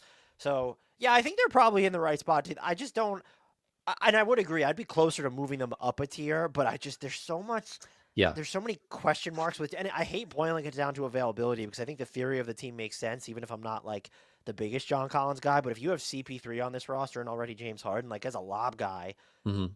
John Collins being able to do that. So, and yeah, the backup center or the backup like front court rotation being bigger and just deeper in general, that'll go a long way. And they're probably more insulated too if there is a drop off from Kawhi, right? Maybe not in games played, but Yeah. offensively, like Beal, because of the self creation, I think that's where the upgrade from Norman Powell comes the most. And we saw Norman Powell slow down in his on ball efficiency specifically as the season wore on. Yeah, I just this team is very scary. We'll be at if nothing goes crazily wrong, we'll be at the doorstep of the playoffs, saying like, who nobody wants to play. It'll be the Clippers, just like it was last year. Do you want So to pick the I got to next team for add, this? okay, yeah, one more team in this tier. It is the Warriors. Just before I start speaking, are you okay with them in this tier? Do they belong one down? I think if you're gonna put the Lakers in this tier, I'm okay with the Warriors in this tier. Where do you have them? I have them between the Lakers and Clippers. So behind yeah, there you go. What do you think about that? Is that your justification? Look, they feel it's kind of a similar case to the Lakers, and I do feel better about the top of their roster overall. But you're also kind of, and maybe it's not similar to the Lakers. It's like they're in between the Lakers and the Clippers, so this is fitting. There's just a lot kind of riding on three older dudes remaining ultra healthy, and one of Mhm. them just can't miss more than 10 games or the Warriors are cooked. And I'm talking about Steph Curry, Right. basically. I don't know how, like, they've done nothing this offseason. And if we assume that I'm kind of still penciling in Al Horford for Golden State, which I love, by the Mhm. way. I know he's old, but he could still play. Yeah. And he fits like how they want to run their team, especially on offense. I just don't. The Jonathan Kuminga situation makes me uneasy if he's back. Because is he playing for his next contract at that point? Is he willing to fit into the larger ecosystem of the offense? Can he defend better? I thought Nekias Duncan made a great point on the low post to where it's you can point to Jonathan Kuminga's stats in the games in which he logs over 30 minutes. They're great. It's like over 20 points, efficient Mm-hmm. scoring. He would have more of those games under his belt, I think, if he defended better or maybe Yep. even passed better as well. But it's like if you throw Jonathan Kuminga back onto this team, like do you lose something trying to fit him in where it's this talented player, but it's a square peg, round hole situation? The situation you're describing is just not any different than it's been for like 2+ years with him, right? Like if he's back, like, yeah, you'll be right to say, I bet he's kind of annoyed. I bet he's going to get frustrated when they don't give him the opportunity to just control an offense that has Steph Curry and Jimmy Butler in it. Like, yeah, that's been the dynamic. And I think the locker room is full of enough vets and just like, I don't know, cultural stability where it's like Jonathan Kuminga can't like wreck this team's chemistry. He's not important enough to really do that. Like he might sulk, he might, not give good effort when he's not guaranteed 30+ minutes, but that's the status quo. So like, I'm not, I think it might be an issue in other circumstances, but if like, it's not anything different than the Warriors have been dealing with specifically with this guy for a long time. So I'm not concerned about that. I think like, and whether he's back or not, honestly, doesn't change my like opinion on the team overall that much. I'm definitely done with the logic of, well, if Kuminga really pops this year, we can add 5 more wins to the total. Like even I've moved past that. Like, I just don't think he's can do that or will have the opportunity, even if he could on this team. It's just with Steph, Butler, Draymond, like that, if they're healthy, this team is, and they showed it. Like when those guys were all together down the stretch last year, this team looked like a top 4 team in the West, played like one. The health questions are super legit, but I think you could bank on like Pajemski should be a little better. Like you're going to, what you're getting from Quentin Moody Post, and Hield. All-Star. Post, right? Yeah, Quentin Post is going to make all NBA first team. I mean, the additions of like, it shouldn't matter this much, but if they get Horford and DeAnthony Melton, then it's like, they absolutely, there's no question they belong in this tier. I don't know if I'd move them up, but like they could play with the teams above them if they get those guys and they stay healthy. I think what they're also, so it's just like we talk about the age and the injury stuff. We saw the limitations in the playoffs, but like in the regular season specifically, having Jimmy Butler is huge because it does give you a margin for error without Steph. Yep. And so I'm not as worried about like the age and just that aspect of it. If it happens in the postseason, that's where okay. Right. But when you look at this team, whether you're a fan or looking at it as an analyst, if you're actually in on winning the title this year rather than just trying to be quality for Steph's twilight, they need to do something else other than just sign Al Horford, bring back Kuminga, and get DeAnthony Melton, right? Like, this is not, like, could this team win the entire thing? Assuming those moves, which, again, 3 of them are not done yet. I think, you can't say yes because the Rockets were a deeply flawed team and they barely could beat the Rockets. And then the Wolves series is like, well, when Steph's hurt, like, what's the point of even watching anymore? I think you're right that they aren't good. They aren't good enough just talent wise, probably. Like if everybody's healthy, I guess you could still say like, they can kind of play with anybody. They have given the Thunder problems to the extent anybody has. But then it comes back to, if you're talking about like, can they win a championship? I just don't think the 3 old guys are going to make it through the entire postseason without like some kind of, course altering injury or breakdown, or even before that. Like maybe the injuries happen during the season and you have to fight from the 9th seed, like, and there's no chance. So I just think the durability because of the age of the most important players is an issue you can't ignore. That's why I can't even really seriously consider moving them up. Yeah, so I don't really have any qualms about them being here, but it feels like the floor, it's the same thing with all these teams in the tiers. Like you could see the floor kind of coming out from underneath each one of them, whether it's the Clippers, the Warriors, or the Lakers. That does wrap it up for this tier though, right? Mm-hmm. So we have next tier. I'm going to throw in there.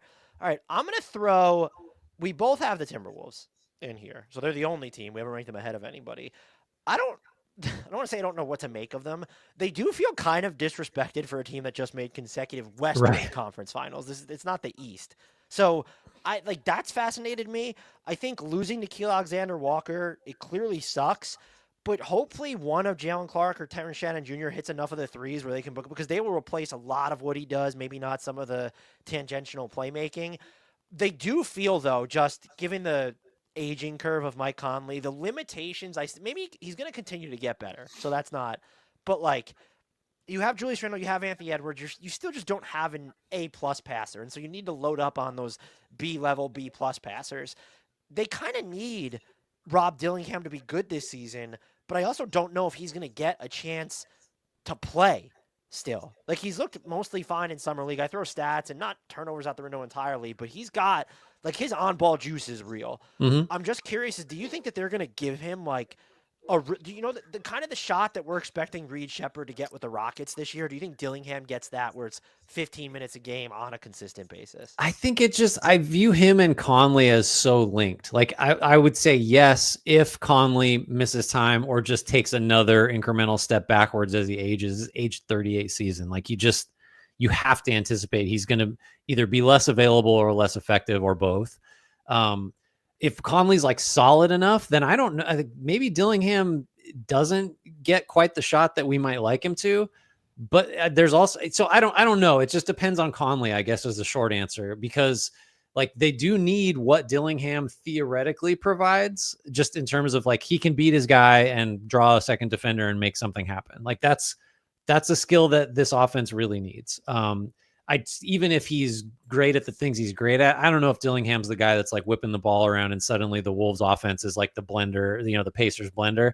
But yeah, I think you need playmaking from him. You need it from Randall.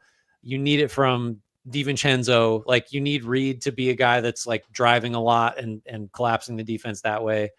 But like you said it, this team made the conference finals twice. I think we should expect Anthony Edwards to continue to improve. And he's already like at such a high level that improvement for him is like, he's, you're talking top 5 MVP, like for the balance, bulk of the season. So I just like, we know the defense should be good. Let me ask you, like, does a lot of what we're discussing about the Wolves feel really similar to what we discussed last year about our questions and about our uncertainties and like, which way does this roster lean, defense versus offense? Like not a lot has really changed, even though Alexander Walker's gone. Yeah, we have the same questions. I think what gives me slightly more hope for them to at least be better in the regular season, I think you could reasonably say they've peaked in the postseason just because they were in the conference finals the past 2 years. What would give me hope is like, okay, we saw what Julius Randle can do in this system. And like Dante DiVincenzo has to have like a better year. That was just like, he was very up and down. I think he did deal with like a lower body injury at one point too. So I think like we do have the same questions, but we also have like a couple more answers, like just a little bit more when it comes to specifically, okay, Dante DiVincenzo, Julius Randle. But now you've, like you said, you've added in the variable of, okay, well, like are Terrence Shannon Jr. or Jalen Clark ready to do something for you? It's weird to say that they lost Nickeil Alexander-Walker, and it's like, do we feel worse about their shooting now, right? Like that wasn't something that was a calling card, and he hasn't necessarily shot it well in the playoffs the past couple seasons all the time. That's going to be something they have to overcome, because is that going to allow what is their? I guess their core. I guess what helps is their core lineup remains the same, so Anthony Edwards isn't going to be in a worse situation. Like he wasn't in the optimal situations last year. Yeah, I think that's definitely true. I wanted to, before we move on, Hind was asking Gobert trade incoming. You're that high on Joel Behringer? I can't have the pronunciation. I'm still iffy on. It's French, and I can't remember how to pronounce it all. I just think, like, doesn't that make the Reed contract just like, oh, okay, I get it now? Is if you're anticipating, like, no, he's not going to be a $25 million a year backup. He's going to start for us eventually because we're trading Gobert at some point. Like, that makes that contract make more sense to me. I don't know. That's just the one angle to consider there. What does that do to their defense, though? It makes it a hell of a lot worse. Like that would be them acknowledging the reason we're not advancing to the finals is because our offense just is too far behind where it needs to be, and we'll sacrifice some defense for that. I don't know if that'll be the right call, but you could imagine them, after 2 years of having that be how things play out, just, well, let's try a different way, I don't know. Is there like a team that you could be, whether it's moving, like, do you ever even consider moving Naz Reid to try and address maybe getting like a higher end floor general in here? Is there and it's just, we don't really see the big for floor general trades. It used to be, we never see big for wing, but it's like, Could you do? I don't feel like there's probably not enough value for like. Is there like a no? Because they love Jakob Poeltl. I was gonna say like you send Nas or Rudy Gobert to Toronto, get Emmanuel quickly back or something. Does that do Mm. anything for you? Yeah, I don't know. I did that. That Reed contract. I guess most teams would view him as a starter, so it's not like a crazy thing to sign up to pay him 25 a Well, year. especially I mean, and he's so easy to move next year specifically because he opt. Oh no, he didn't opt. He declined it. That's right. It's part of it. Right. He got a 5-year deal. I take that back. Still, I still think he's probably pretty easy to move. But it's weird because they go through stretches where their offense is like fifth for Hmm. X amount of games every year, and yet you still can't trust it. And I'm No, not right. saying them getting rid of Naw really materially changes that. It like should make it worse, but it's just another variable with this team, and I'm curious to see like would this be a team that you would like will they follow this through for the entire year, or if things are just kind of not going to plan, they would be a team that would look at mid-season fireworks, whether it's trying to tack even though it's difficult like given their limitations, but that are trying to tack on, or maybe they're getting rid of some money, because I view them as a ladder to where it's, oh, this would be a team where if they don't start right, like they might try to course correct pretty quickly. Yeah, and what that takes the form of Randall or Gobert or Nas getting traded, right? If you're really trying to move a big number, it's got to be one of those guys. Um, yeah, I could see that. I mean, I just think that realistically, like, I think they're going to win 50 something games and they're going to be in the top four, and they'll just run into offensive issues in the playoffs, and maybe that's in the conference finals or maybe not quite, right? Like that just they feel like there's a pretty low variance for their possible outcomes, which is We different than we've been saying for a lot of these teams. we have a lot of like variations of this in the chat, and this one's from Bertman. They might not be able to move these guys. Who wants Julius Randle or Rudy Gobert at this point in their careers? I get the Randle because he's such a tough fit. I know he's younger and he's Mm-hmm. made multiple NBA teams. I feel like I would take on Rudy Gobert. Like his contract as a player, right? As a person, we can have a different discussion. But like that contract's not one that really phases me over the next, what is it? He has 3 years left on it. Like Yeah. that's not, is that one you're overly concerned about? I mean, a little bit, but for the reason being, I'm not sure where the team is that's saying we're a Rudy Gobert away from, Phoenix could talk themselves getting into that. I'm sorry. I don't know where the team is that could rationally say that. Cause you just like he changes a lot of what you do. And so it's not like Gobert is additive in that, like, he basically guarantees your defense will be good when he's on the floor, and sometimes great. But it's like you do change how you play on both ends when he's on the floor, and it's that to me is why he's harder to trade. Is it's tricky to find the team that's like, we understand how we're going to integrate him, and we super need him, and we're willing to pay 35, 37, 38 million over the next 3 years for him in age 33, 34, 35 like seasons. Like, I think he's really good and improves teams. It's just hard to think of like who's starving for Rudy Gobert to come at that price and like fix them. Would you do Nas Reed and Rob Dillingham for De'Aaron Fox? Reed and Dillingham for Makes Fox. no sense on the Spurs. Dillingham doesn't. Nas Reed does. Yeah, and he doesn't, but I I don't love the Fox Edwards It would fit. fit. And then Randall's still there. That was a bad one. I was just trying like what, because we're talking about, oh, they could use a different facilitator, but the guy to actually move, which is ironic because I think he's the best, like in a vacuum as a player of the three between Nas Reed and Rudy Gobert's value just defensively. I like you need to, like he has the least trade value, but maybe the most on court value of that trio, and you kind of need to move him if you want to put like a point guard who's not going to spend a ton of time off the ball. Otherwise, it's you're looking at just like I don't. You're just looking at not someone who might make enough of a difference because you don't have the assets to go out and get a star that's going to fit everything that you want alongside Edwards. Yeah, I mean, like this won't happen for a trillion reasons, but like Halliburton is the guy that makes the most sense next to Edwards. Like, and there aren't a lot of Halliburton types. Like, that's just he's kind of a one of one at the moment. All right, we got to add a team here, and I will do the honors, and we will now begin discussing the Houston Rockets, who Where though? That's a great question. I actually have them below the Wolves, but you're looking like you want to put them above them, and I'm really on the fence. You decide where they are in the tier. How about? I would put them in front of the Wolves. Okay. I think so I find myself, they're similar to the Nuggets where I find myself having to kind of poke holes in their offseason while also celebrating it.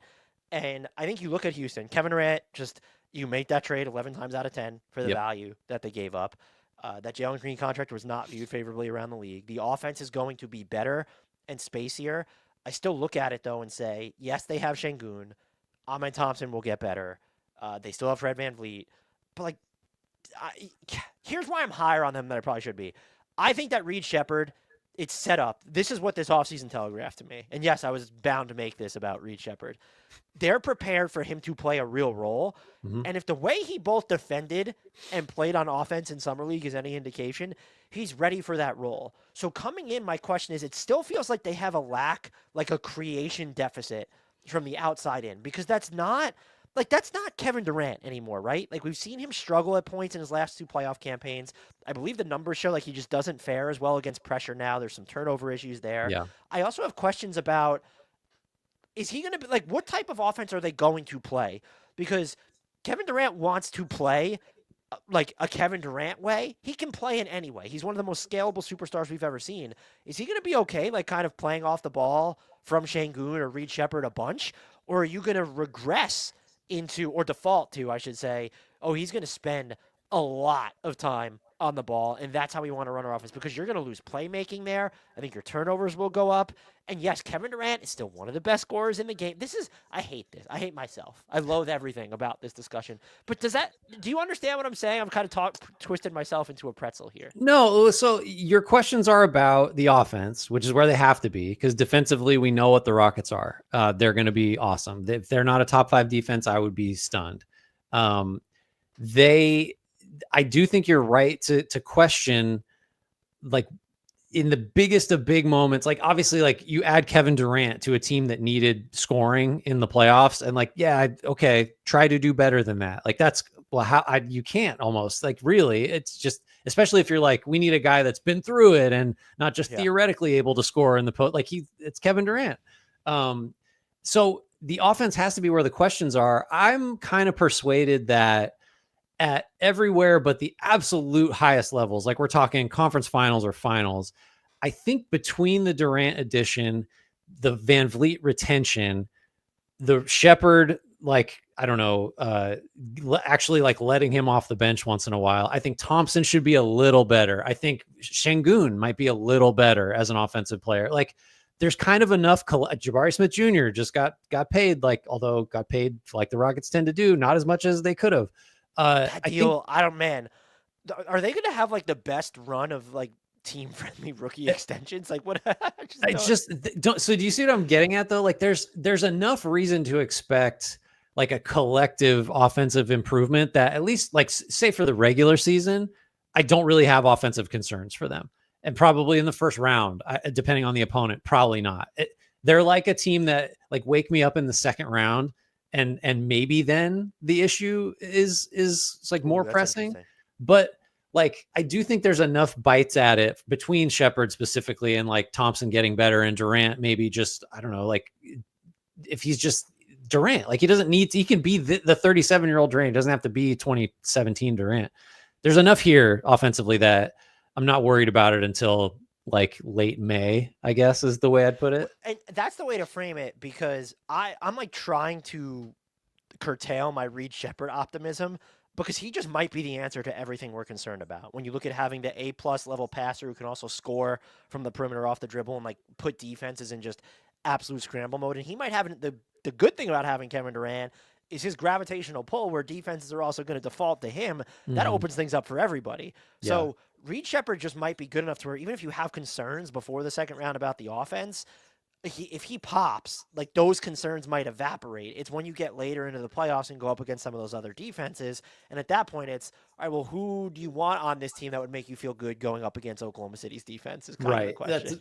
The other thing too is, I think we didn't even talk about Finney Smith really, except in the context of like Lakers, why didn't you keep him?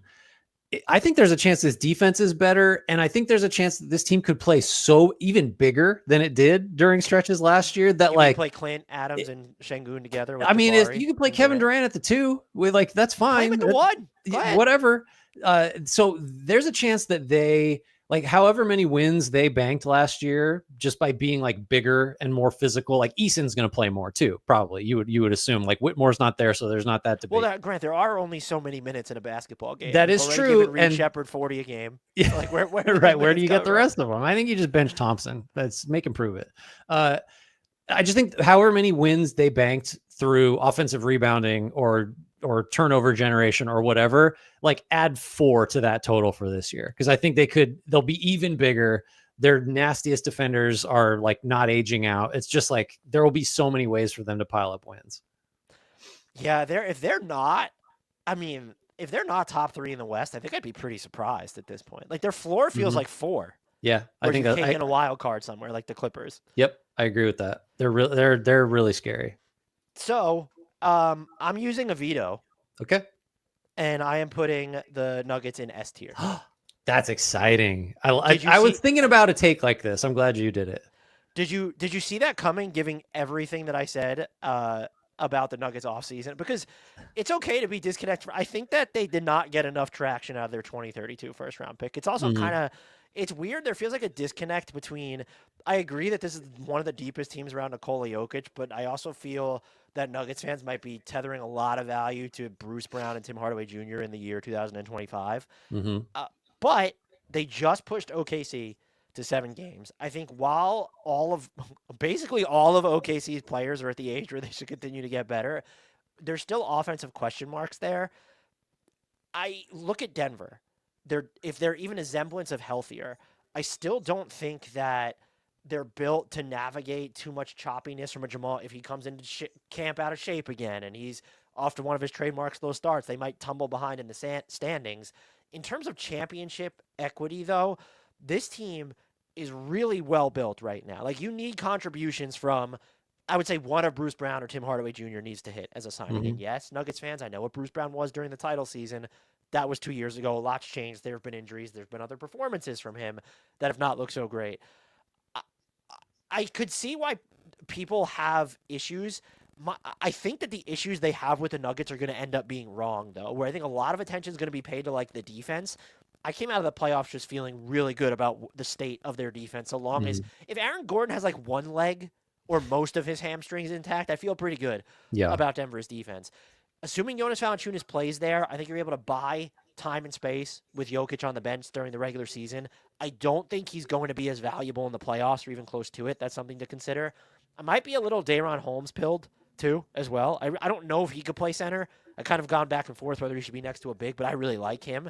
So they're deeper. And if you can buy yourself time in the regular season, that's all you need with Jokic, because we already saw that like that wasn't even the best version of the Nuggets, and it wasn't the Mhm. best version of OKC, I would argue. Jalen Williams had what, half a wrist that he was playing on or whatever it ended up being. Uh, but the things that they can do, their offense I think should be slightly more dynamic, with the caveat of I don't know where the increase in on-ball dynamism is going to come from, because I don't think Bruce Brown can be that player. And it's just, do you think, does Christian Brown scale up there? I don't want to see Tim Hardaway Jr. dribbling into pull-up jumpers. Mhm. I also question offensively. I think Cameron Johnson, when you look at maybe the playmaking and the off-ball movement, is an upgrade over Michael Porter Jr. On balance, I don't know how much of an upgrade it is when you look at the rebounding, when you look at the defensive ceilings, everybody. I don't, Mhm. I think a lot of people say like, Cam is just way better than MPJ on defense. I don't see it. Maybe I'll be wrong. So there's still some questions here, but I'm also just like, OKC, as dominant as they were at points, was a flawed contender. And so I think people might want to put the Rockets on their level. I can't get there just as the foremost Reed Shepard fan. I'm not sure that I could get there, but I look at this Denver team, and if they're able just to stay relatively healthy, I think that there's a chance. Like, how many games did Aaron Gordon miss last year? So we might not even seen the peak of their defense just yet. I think the player that I might be most interested in, to just wrap it up before I throw it to you, is just what is Peyton Watson's role on this team? Mhm. Because that's someone who could, if he's able to hit shots, turns the entire. Again, I still don't know if it's like in terms of just on ball dynamics.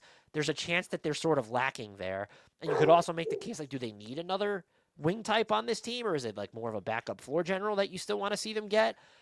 There's still like maybe a hole that would like give you some type of unease, but man, I think this team has the potential to be like way better defensively than we're sort of considering at the moment.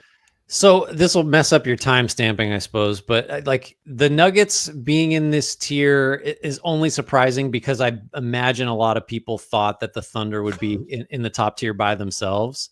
Um, We so, have.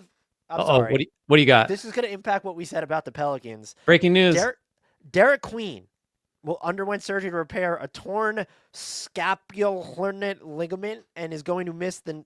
It's a left wrist injury, and he's going to miss the next. He'll be reevaluated in 12 weeks. Oh, That's a well, bummer. that is a huge bummer. And Yeah, it's again, like, well, this isn't about Derek Queen. The trade's not about him. It's about the Pelicans. Like that's a terrible outcome for all parties involved. The trade is no worse today than it was when they made it. Like from a well, process there's a standpoint. chance that it did just get worse. Now the To results be are clear. much worse. The Yeah. process is as bad as it could be. No, so let's just put the Thunder up there. Obviously, they're in this top tier. Well, hold on. Um, Veto. Get my second veto is putting them in the F tier. so I did you give any thought to having the Thunder alone in a tier? Because I think a Yeah. lot of I had it there initially, and then a lot of what you talked about with Denver specifically, and some of the we had comments, pointing out that like Denver took the Thunder to 7, and they weren't the only team to take the Thunder to 7. So like while they did win a zillion games and they won the title and whatever, like thought we had thoughts about like are the Thunder inevitable, and they did end up winning it, but I, I do think that the West is closer at the top than it's just not fair to have the Thunder in their own tier. I don't think. Well, Um, this is you know why this is funny? Because I went on the Red Nation Hoops podcast, which is not the podcast that it might sound like. It's the Houston Rockets podcast. And I had the Thunder in a tier all their own. And I had to uh-huh. argue, me and Salman were going back and forth because he thinks the Rockets were closer to them. And I still just don't believe that. But when the more I sat on, I was like, his premise for me is right. I just disagree with the team that he thinks are on their own tier. I gotcha. Yeah. So the argument you would make if you're saying the Thunder are in their own tier relative to these other teams, and the one that kind of convinced me until I thought about this a little harder, is that they don't really have any situations with the top end of their roster or even like the depth of it that you're like, this is a pivot point, or this is a question. Like, yes, if Shea gets hurt or Jalen Williams doesn't recover from this wrist thing, or Chet has another catastrophic like freak accident injury, of course. But like we've seen Jamal Murray not be healthy and be unproductive for long stretches. Like Aaron Gordon, the injuries are piling up. Like Jokic is a year older. Not concerned about Jokic, just sort of throwing everything out there. And so like the concerns that I would have for Denver, or the ways I could see things going wrong, there's just more of those than I have for the Thunder, who I don't know, like literally everyone could be better other than like Alex Caruso maybe takes a step back. So like that's the case you make for the Thunder, like deserving to be separate from everybody else here. But like the results last year just are what they are. The Thunder's offense kind of sucked for like a lot of important games in the postseason, and I don't know that they didn't really do anything to change that other than hope that all their guys get better, which again, possibility. But like they're not like this unbeatable juggernaut. Now watch them go be that. But at the moment from here, it does feel like Denver, because of the pedigree, because they have the best player, like that, there's enough there to make this a 2-team tier. The only question is, should we just lump A tier and S tier together and have the Rockets and Wolves up there with those two? Like, why not? Well, I wouldn't be able to put the Wolves here. You could talk me to the Rockets easier. Like they feel more Yeah. so caught in between B and A than in between A and S. Yeah. Man, think about how many teams at the top: Houston, Minnesota, and OKC. We just have offensive question marks about. Maybe Nico Harrison was right, Grant. You know what? Also, it is with the Thunder is so. If you were to ask me what's more likely that there needs to be more than 2 teams in this S tier or the Thunder in a tier all their own, I default more to the Thunder being in a tier all their own would be more likely. I Mhm. agree with everything you said, and like they didn't make any changes, and you also can't trust, and they kind of just proved they don't need to. Like if they know what they need, in Mhm. theory, um, but they're not going to necessarily go out and make these big mid season moves. No. At the same time, I kind of see in the chat like, oh, look at the non SGA minutes. those actually kind of remedied themselves last year. That's like, because it feels like we're going to skip over the Thunder a little bit and not talk about them because they just won the title, and that you can't not have them in S tier. But like when they had Jalen Williams with another big, where it was Chet or it was Isaiah Hartenstein, they were able, like, you got to a point where you were winning those minutes anyway. But you got to a point where the offense was creeping to league average or better. And when Jalen Williams is so young, when Chet is so young, when you could still get someone to pop from the Case and Wallace, or like the AJ Mitchell is a player, like, you can get better. And so sometimes I feel like we don't consider that the Thunder didn't make any changes. They Right. still have the same flaws, but just as Houston has a lot of guys that could get better, so do the Thunder. Right. I just find the Nuggets interesting because have we even mentioned his name more than once at this point? Jokic is still the best player in the world. And if you're going to give him more guys, and Tim Hardaway Jr. and Bruce Brown and Cam Johnson as well, even if he's replacing a lot of what Michael Porter Jr. did, that can move off the ball, where I find myself, again, I know it's Jokic, but I find myself worried that they're still not built for him to not do too much. Like, it still feels like they're like too far dependent on him. A lot of that might come back to Jamal Murray. We know what his highs look like. The fact that he didn't sign an extension, though, does that open the door for things like they need to futz and fiddle? They do have this flexibility because of the whole point of getting off of Michael Porter Jr. was it gave them that other flexibility. The thing I will not hear, though, is that, well, now they can sign players who get bought out. Who was the last buyout guy? First of all, you don't make that case to me before they actually sign the buyout guy. I will not listen to it. Who's the last buyout guy to do anything meaningful in the playoffs? I can't even begin to remember who that would have been. So and look, even in the chat, like, just to kind of pump up Denver's case, is like NPJ was playing on that really bum shoulder. Russ had a broken hand, but like the Russell Westbrook absence, I think you could argue that helps them in the playoffs. But to get through the regular season, I find myself wondering, like, okay, backup or secondary ball hand, like, it's Jamal Murray, it's Jokic, and then who do you want doing all of this? Like, is it Bruce Brown? Like, if that's the answer, the floor could fall out from underneath them a little bit. Yeah. But yeah, I love the Nuggets as a team, even if it's a weird thing where I think their offseason has been just overblown in terms of how, like, genius it was. But I think that they're the clear second best team in the West and closer to the Thunder than they are further away from the Thunder. I think it's fair to say that they have, like, I want to say, like, significantly more talent, but, like, you know, Hardaway, Brown, Valanciunas aren't necessarily needle movers individually. Like, I think they're just better than their options used to be. And we've seen over and over again that, like, Jokic doesn't need much. Like, he just needs some functional bodies out there and he'll, like, make it work. A player like Hardaway, who neither of us has, like, loved, but, like, Jokic is going to get Hardaway great shots. Like, that's just, and Hardaway can make shots. So, like, I get it. He's streaky, but he's slightly less streaky than Julian Strother at this stage. Yeah. Which is why that helps. Right. Which is, I mean, why maybe do you know what the move is that would make me be like, oh, I love this team, and I don't think he wants to leave this is the Chris Paul team. To me. Yeah, You have to want someone to come in and manage the offense. Like, this is the Chris. I know he wants to play closer to his family. I totally get that. But I do think that the Jokic extension thing, though, is like, just there's an undercurrent to it in the regular season where it's, oh, he can guarantee himself more money next year. That's why he did it. Sure. But he's kind of also seen that, like, can I really trust the front office to make the right decisions here? So maybe that forces them to operate. Like, think about what they did with all that extra flexibility they had, like, kind of carved out last year, like, following the letting KCP go. It kind of puts whether they use it or not remains to be seen. But I actually think it's a good thing he didn't sign the extension beyond just financial reasons. Yeah, sure. No, I was thinking of doing this. I'm glad you did it. I'm glad you moved Denver up. I feel like that's the right spot. No shots at the Thunder, obviously. Do you have any, like, is there even a case, though, to put Denver above the Thunder? I can't No. begin to get there. I just think from the perspective of, it's much easier to imagine things going wrong with Denver. Like, Denver's core players aren't going to improve. And I think the fact that a lot of the Thunders might is just like, that puts them over the top. In addition to, they won the whole thing and they won 68 games or whatever it was. Yeah, they deserve to be up there. I think I couldn't quite get Denver above them. Like, maybe in the regular, Denver doesn't really care that much about the regular season. I was going to say, I think the Thunder have a shot to win, like, quite a few fewer regular season games, but actually just be a better playoff team because they very clearly know what they need to fix, you know?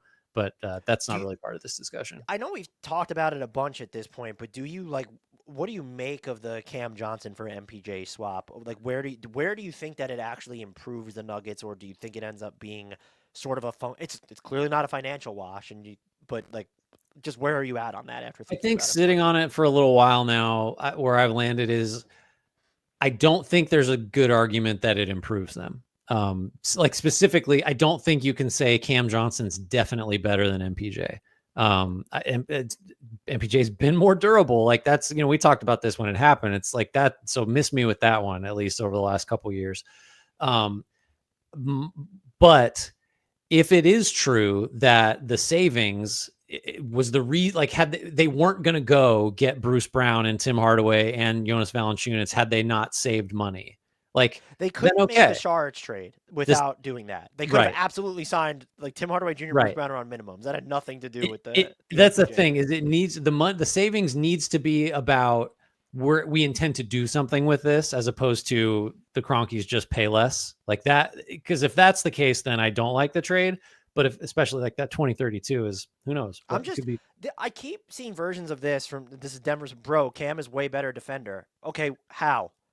That's I all I think keep seeing is people posting that and then posting percentiles on like B-ball index is great, or like post it. I just tell me where Cam Johnson is in the playoffs specific. Where has he been like a better defender? I just like I'm. This is not that I think Cam Johnson's a really good player, but to talk in absolutes about the Denver offseason, I think is why it's put a bad taste in my mouth. It's just like, oh no, you punted on a really valuable asset so that you could get Cam Johnson and Jonas Valanciunas and give up and get off Michael Porter Jr.'s money. If you're mhm. sitting here and you believe that was the only call they like, you need to believe that like how much did that you're better, you're deeper.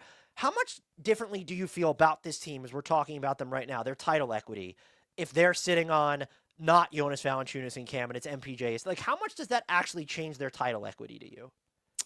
That's yeah, it's funny. Like I feel like their perceived title equity is greater, but I don't know if actually it really is because it And if just it had is, they it's to give up a 2032 pick to bump it up by like Daryl Morey is not even trading it to move it up 1 or 2%. yeah, no, I think I think it's right. That's right. Like it just feels like a big difference because I don't know. Had they just basically run it back, it would have somehow felt like they can't possibly be any better, and maybe that's wrong, but just because they're a little different. And I do think again, this is independent of the trade because it didn't like enable this to happen. I don't think, but like Hardaway and Brown, I think I just expect them to be like pretty good versions of themselves because of playing with Jokic. So yeah, I think their title equity is greater. I don't know if it's greater because of the trade because And like it's you can say, oh, this makes it more likely. One, I think they're like 12 mil, or if you put in the cap holds for Peyton Watson and Christian Brown, a lot of my framing I've seen is, oh, getting rid of that contract makes it more likely they're going to stay out of the second apron, re-sign Brown and Watson. Unless you think Brown and Watson are going to make like a combined, let's say 30 million, and I would mhm, bet the over on that.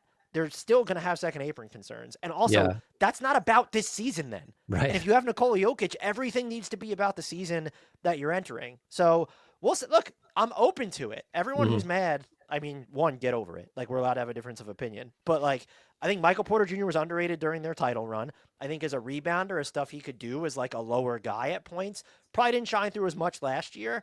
I think there's a chance that to sit here and say Cam is a massive upgrade over MPJ, I think you need to say absolute and to not want to see it play out.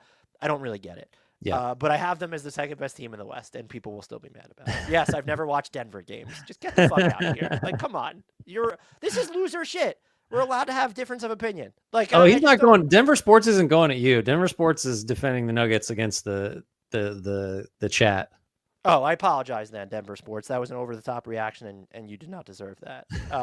I'm out of the Nuggets club Oh now. no, That's sad. you have to turn in your gun and badge. Too bad. That's too bad. Do you have anything else? Do you want to recap for us really quick? Yeah, yeah. So the Jazz are alone. Sorry, fellas, in the F tier down at the bottom. The three teams in the tier above that are the Suns, Kings, and Pelicans. Glad we landed on the Pelicans in the correct tier. Above them in C tier, we've got Dallas, San Antonio, Memphis, Portland. Probably the most interesting tier, just because who knows with those teams. Above that in the B tier, these are teams we would imagine are competing for a top 6 spot. Clippers, Warriors, Lakers. Lakers had to get there via a veto by me. Dan hated it. So I love it. The tier above that, just two, we've got Houston and Minnesota. These are your top 4 West teams. Like if they're not up in that mix, something went sideways. And finally, S tier, championship or bust. We have the Thunder with the Nuggets, which maybe is surprising to some people, but we talked it out and it is the correct placement. Yeah, unimpeachable. Our takes there. Do you have anything else to add? Or are you ready to take us out? Sub 2 hours for us. Light work. Pretty good despite our technical difficulties. Thanks everybody for bearing with us. Thanks for what a robust chat we had today. The Western Conference showed up. Get it together, Eastern Conference fans. If you would like to be more engaged with the pod, join our Discord. Links for that in the YouTube and podcast description. Wherever you're consuming this, if you're doing audio, rate, review, subscribe, give us a thumbs up, give us a 5-star rating. Wherever you're checking this out, let us know what you think about the tiers on YouTube in the comments there. Tell your friends, tell your enemies. I think that's going to do it. Thanks, everybody. Shouts, Frank Ntilikina. Apologies, Jared Allen.